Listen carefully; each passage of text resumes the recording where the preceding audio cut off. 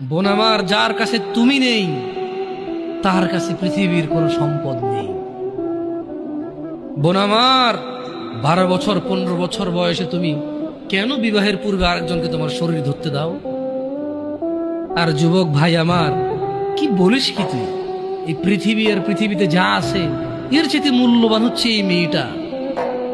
তো এরকম মূল্যবান একটা জিনিস ওর ধরে ছুঁয়ে তুই ওকে ওর মূল্য কমিয়ে দিবি?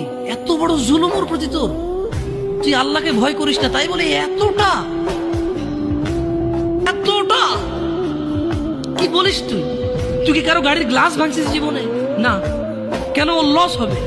তুই কি কোনোদিন কোনো মানুষকে ঘুষ দিছিস? না। কারণ তাহলে ও বেচারা কষ্ট পাবে। তুই কি জীবনে কারো পেটে ছুরি ঢুকাই দিছিস? না।